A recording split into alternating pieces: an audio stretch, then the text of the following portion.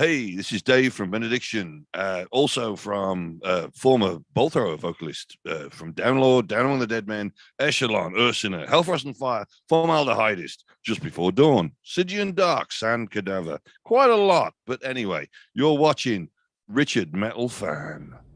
Hey, what's up, guys? Bringing you guys another episode of Richard Metal Fan Interviews, calling from Zoom, and I have round two with David Ingram from the legendary Benediction. So, how you doing today, Dave? It's great to be able to talk with you again. Thanks for coming back on. No worries. Thank you for having me back.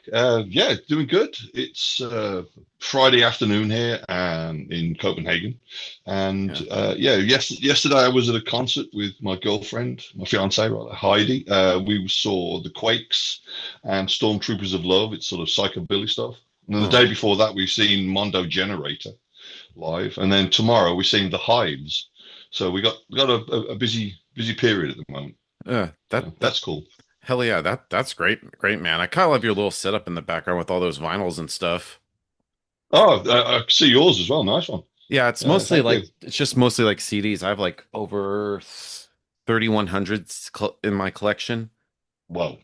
Okay, I got all my CDs in the basement. Yeah, I have like a I Yeah, I still have like I have like a vinyl shelf like right next to me. I have like over 500 right here. If I could pull it right here, you could see like all the vinyl oh, right cool, next to me. And I have nice. like a little cassette collection right in the right in front of me. But the irony is I don't even have a tape player. The same with me. I've got a bunch of cassettes. I got some Bolt Thrower stuff, the re-releases, and yeah, it's. Sorry, I'm just going to adjust this. I'm still getting used to this stand and everything.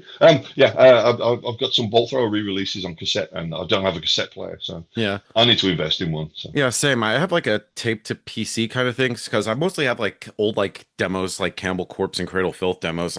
Those are some bands that only have like a cassette only releases. I'm trying to put on like my computer and stuff.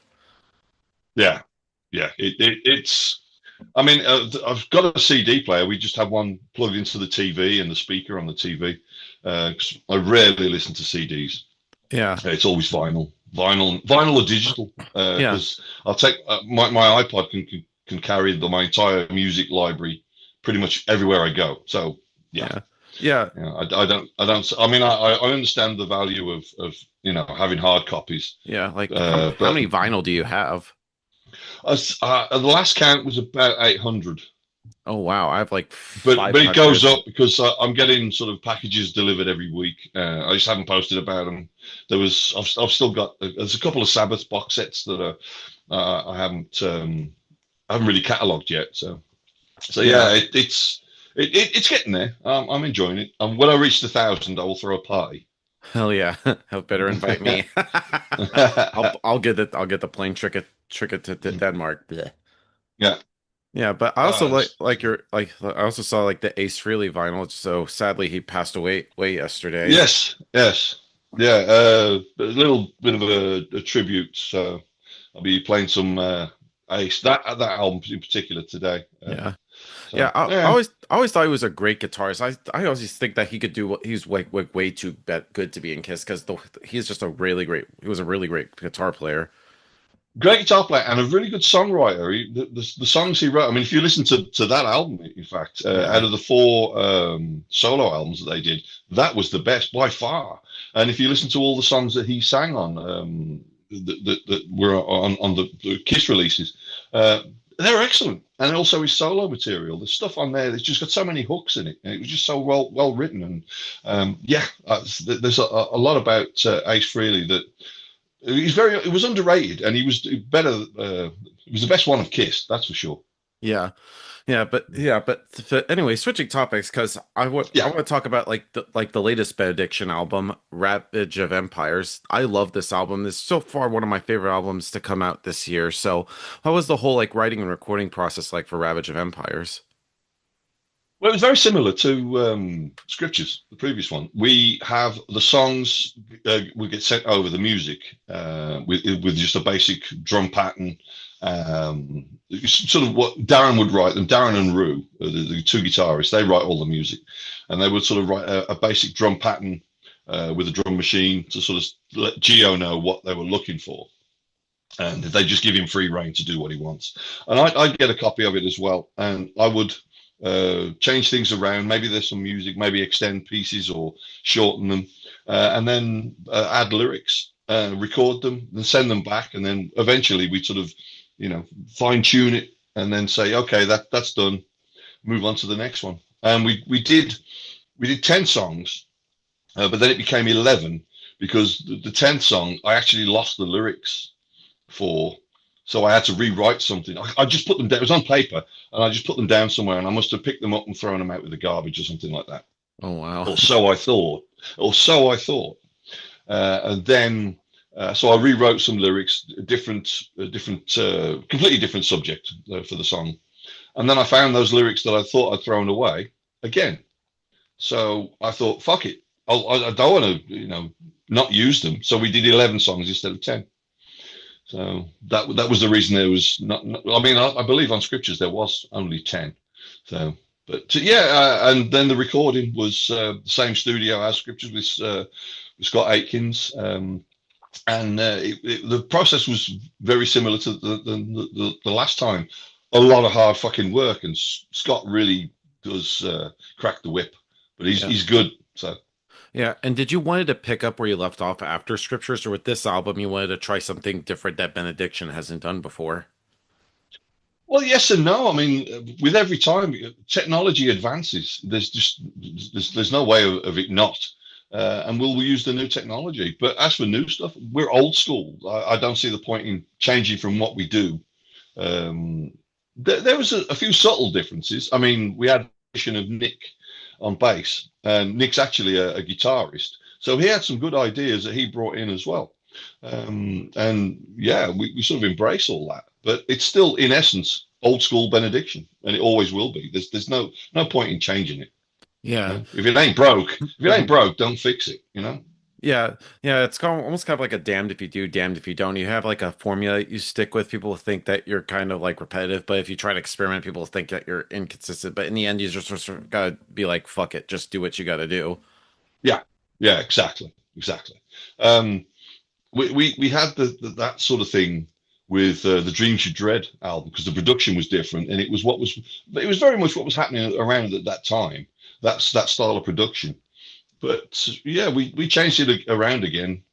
We gave it a shot. It wasn't as good as we were expecting it to be, but we were still happy with the result. Otherwise, we wouldn't have put it out. Yeah. People tend to forget that. That's one question that I really hate when I get interviewed. Is so? What do you think of the new album? It's like, well, I like it, of course. What do you think? I'm going to hate it? I wouldn't have put it out if I hated the damn thing. Yeah, like who the fuck asks that? Yeah, I know. It's real poor journalism. Right. Yeah. Yeah, but what would you say like the overall, like lyrically, like the overall like themes and messages are for Ravage of Empires? Well, lyrical subjects. Yeah, I mean, there's a lot to go through. I mean, I could go through individually and say what each one is, but there's stuff that's there's one Beyond the Veil of the Grey Mare, for example. That's a sort of Welsh folklore, and it's sort of a mythical being who sort of comes and knocks on the door, and it's sort of the skull of a horse that they have on a pole with a blanket around it. And it's just the Mari Lwyd, and they sort of ask for food and drink and dance and stuff like that. But I sort of turned it around and made it dark. So I sort of fictionalized this character. And the reason I did it is because I actually found out that I'm 26% Welsh. I had my DNA tested, and I'm over a quarter Welsh, which I'm quite happy about, to be quite honest.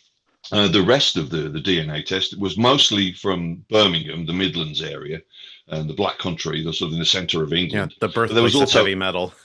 Absolutely, yeah. And 8% Danish, which is hence why you now live in Denmark.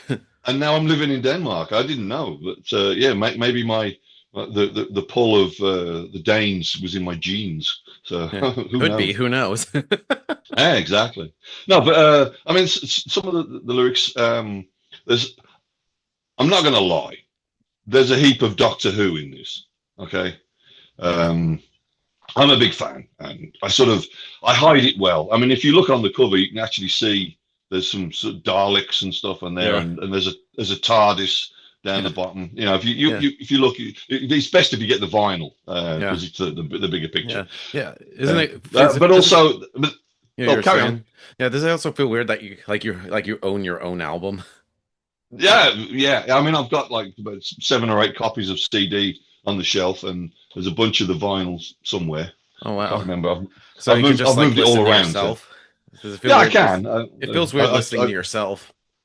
Yeah, I mean, when we rehearse, I have to rehearse because obviously living in Denmark, we don't get together to rehearse as much.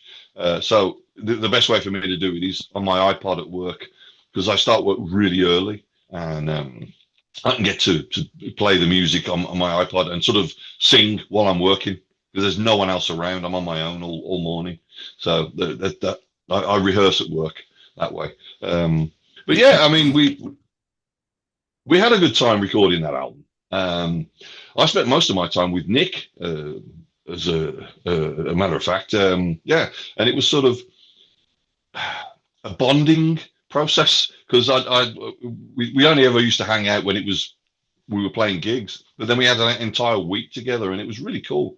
It was really cool. Yeah. Yeah, and of course, like the album has been out since like April. So how has like the overall like response and feedback been?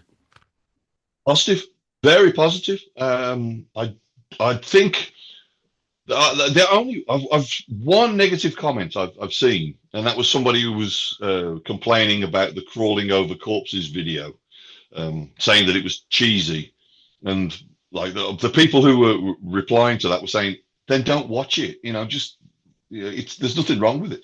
And it was fun. It was just fun to do. Both those videos were recorded here in Copenhagen in a sort of a sweaty basement studio with a friend of mine who's got a place, and we just rented it for the day. It was cool. Cool. And of course, this is also the first album with your new bassist, Nick Sampson. Did he maybe bring something like new to Benediction that you all didn't have previously? Yeah. I mean, he's a big guy. He's slightly taller than me, and I thought I was fucking tall. And also he's very, he's very bulky. He's very big. So you know, there was that sort of intimidating figure of him, but he really is. He's a kitten. He's a really nice kid. So he brought that as obviously, but I mean, musically, he's a guitarist. Normally he plays guitar. In fact, right now he's been out playing with Onslaught. He's been standing in as guitarist for Onslaught. So we were quite happy. He will actually miss a couple of Benediction shows, and we've got another guy stepping in to cover for Nick. So it's sort of swings and roundabouts here. But it's all good. It's all good. I mean, the guy who's stepping in, his name's Steve Hill. He played bass in a band called Starfighters from England, heavy metal band from the 80s. So some of you might, if you're my age, you'll know him maybe. But yeah, so but Nick, yeah, he had a lot of talent with being a guitarist, and that did rub off on us, especially on Ravage, because I said he brought a few little tricks and ideas in himself, and we used them. So. Awesome. And of course, this year does also mark a special year for Benediction because this year does mark 35 years of the first album, Subconscious Terror. So being as it has been like 35 years, like how do you feel about the album now versus when you first put it out? Well, I wasn't on that one. That was Barney. But I keep forgetting about that. That's okay. But no, I mean, I can listen back on that album. And to me, it still sounds as fresh as it did when I first heard it back in 1989. And I can remember having bumped into Benediction in the pub in Birmingham, and they said, "Oh, Barney's leaving," and I said, "I'll audition." And they said, "Okay, learn a few songs and come on Saturday." So I did, and I spent that was a Sunday, so I had like 6 days, and I spent every day at work. There was a basement in one of the buildings at my old job that I had in Birmingham, and it was deserted. So I could go down there and I would just put the old Walkman the cassette player, headphones on, and or just sort of roar along and learn the songs. And yeah, well, got the job, and here we are today. But I can listen to Subconscious Terror now, and it still sounds as great to me as it did back then. And I'm thinking we really need to bring some more of those songs back to the live set. So who knows what we're going to do when we sort of start playing gigs next year. Yeah, and I know like last year was of course like 35 years of the Benediction as a band because the band formed in 89, you joined in 1990. Got to think about it, David. Almost 3.5 decades of Benediction. Like, did you think that the band would be around for this long? We didn't know. I mean, we didn't know. I didn't know. It was we were young and we wanted it to happen. We wanted it to stay the course, of course, obviously. And I'm just very glad that it did, and getting this second chance to come back in 2019, 2019, when I rejoined was it was a real kick in the ass, and it was very motivating, and it changed me. I'm really glad that we've had this chance, this opportunity to give our artwork to the world, and make people suffer with it. Yeah. Yeah, definitely. But what would be like for you personally? What would be like a bucket list goal for Benediction? Like, what would be that one thing? Be like, man, wouldn't it be awesome if we did that? Well, we've done quite a lot of them. I think there's things that we would love to have done, but we never got around to. We have said that you remember there was the Black Sabbath show, the final show in Birmingham. Yeah, I remember seeing that one. That was a fucking great show. I wish I could have been there in person, but I've seen the videos. It is badass. Yeah, we always thought that maybe it should have been Birmingham bands who'd have been on the bill as well. Because there was a lot of, I just mean us. There's so many other Birmingham bands that should have been on there. I think, instead of all these guys from the States, and I know they're influenced by Sabbath, and I totally get it, and I know that it was all about generating money for charity, not a problem, but yeah, it would have been nice if we could have had something else for the Birmingham scene. So but okay, that's just a little gripe. But that's the sort of thing, that sort of thing on a bucket list, to play with some bands. Well, we played with Saxon. We played on a stage with the same stage after us, Judas Priest played on. There was the one gig we played here in Copenhagen at Copenhagen. We went on after a band called A Raven's Age. Is that what they're called? Yeah, I've heard about them. It's Steve Harris's son. Yeah, I actually saw them live. I saw them live like twice a few years ago. I saw them like in Atlanta and Nashville. They were opening for Maiden. Yeah, and they I mean, Steve Harris was there. He sort of watched a bit of our set as well. But before we went on, because they finished and they were sort of unloading their stage, and they said, "So where's all your trucks?" And we were like, "What do you mean?" "Yeah, for your backline and that." And we just pointed to the 3 guitars in the dressing room and a box of T-shirts, and we said, "That's it." Because we always travel light. We don't have all this fancy shit going on. We just jeans and T-shirts. Thanks very much. Although very old school. I may start and smarten myself up on stage a little bit, but we'll see. I could see you kind of look very fancy schmancy. Yeah, well, yeah. I mean, I like dress. I do like dressing up. I mean, I've done the sort of the cosmic hobo thing on stage with all the ripped jeans and that for a while now. It's time to, go up a level, and so maybe not quite as fancy as this, but a little fancier. Yeah, totally. And another anniversary I want to talk about, because this year does also mark 30 years of the Dream You Dread. Like, how did you feel like the band has evolved from there to, like, with, of course, going on with, like, Scriptures and Ravage of Empires? Because I feel like every album, like you and Darren and everybody in the band sort of, like, has definitely, like, evolved with it in Benediction.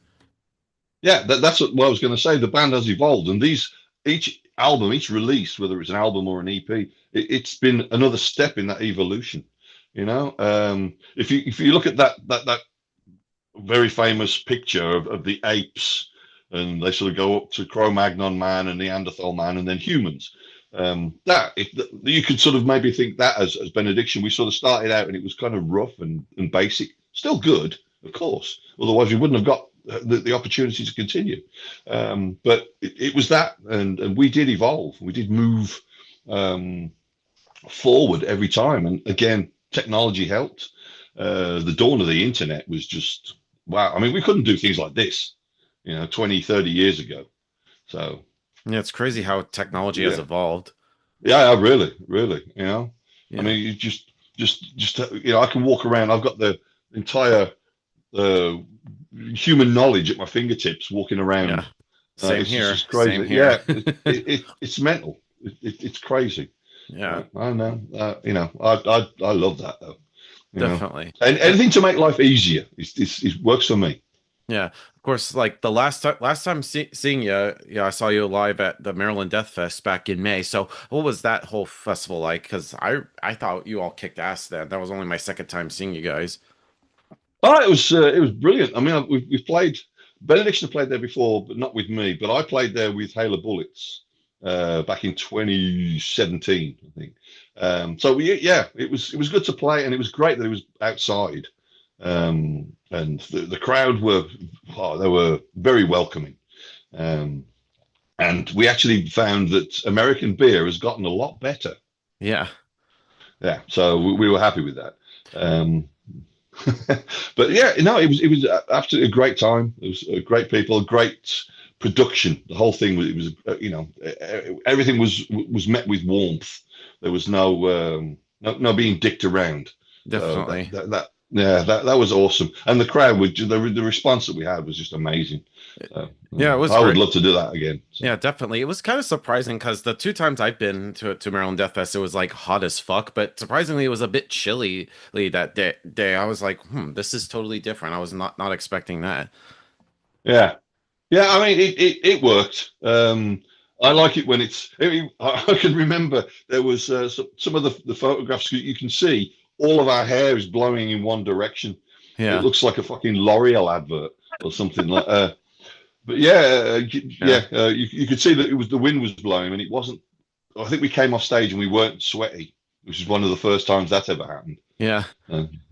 Yeah, and I remember like after y'all set, I love how y'all like came down to like the front and met the fans and signed stuff, including, and it was great. Like, cause I know like you guys definitely really give a shit about the fans. So has there been like a special like any like certain like fan interactions or so like and you've heard stories about how much they've like your music saved like fans and gotten through hard times. Has there been like any like special like stories that pretty much like stand out in your mind? There's several. There was one that really stuck in my mind, that there was a fan he was a huge fan, and he passed away sadly, and he had obviously the music was played at Benediction music was played at his funeral. He had the album covers on his coffin. That sort of thing. It's incredibly sad. Really, but obviously our music touched someone in a really great way, we always try to do that. And as for you saying about always caring about the fans, we do. What we don't do are those meet and greets where you pay to meet the band. Fuck that shit. That's bullshit. You don't have to pay to meet me. We just hang out and have a beer, and the guys of the band will sign whatever you want, and we'll say hello. And then when everybody's satisfied, we'll go off and party. It's no big deal. I don't get this meet and greet thing. Never have. I mean, there's sort of like a thing, because especially like on the road, because with like the rising costs of like, of course, like the merch cuts, and of course like the visas and everything and other expenses on the road. So that, and also like if you're like like popular like fucking Metallica, you don't want to get like swarmed with fans. Yeah. Well, we're luckily we're not as popular as Metallica, so we don't get swarmed by fans, but. We'll go out and we'll meet them. I don't get that cold shoulder attitude. It's just empty posturing by certain fans that'll do that. And what is the point? You're just alienating fans. just be down to earth and yeah, talk to people. You'll do better that way. You'll get far more people being positive about what you do than any other way. Yeah, definitely. And so also kind of like also in the end to sort of wrap things up, what's next for Benediction? The new album's out, has been since April. It's just anything else with Benediction like to plug in terms of tours and stuff? Maybe a US tour? Well, yeah. I actually got a message yesterday evening. I didn't read it till this morning. So an old friend of mine wrote who had met up with the drummer from Nunslaughter, who asked Benediction to tour America with Nunslaughter. At the moment, we do have a lot of tours lined up for next year, and there are also shows for 27 as well. So we're getting booked. So we got as you may have seen, we got some South America dates next year, and there's a heap of festivals and other club shows that we're doing too. But I think right now the most important thing is happening in 2 weeks. 2 weeks today, I'm getting married. Oh, congrats, man! I'm happy for you. Thank you. Thank you. Yeah. Me and Heidi are going to tie the knot. That's awesome. Yeah. I'm stoked. As the kids say, stoked. Oh, I don't even know what that means. Yeah, it just means like happy or excited. Oh, okay, all right. Well, I'm happy, excited, and stoked. Yeah, there's always these like new slangs. Like people say like, this new album slaps, which means like it kicks ass. Right. Okay, because that sounds like it's bad. It just sounds like a negative connotation to it. So yeah. Okay. Yeah, but thank you, David, for coming back on. It's just any final words you want to say to the viewers that are watching this to close us out? Oh, I always say this: stay true to the scene, and the scene will stay true to you. Be safe out there, be careful out there, and keep it metal. Hell yeah! So everybody, David Ingram from Benediction, and we'll see you next time.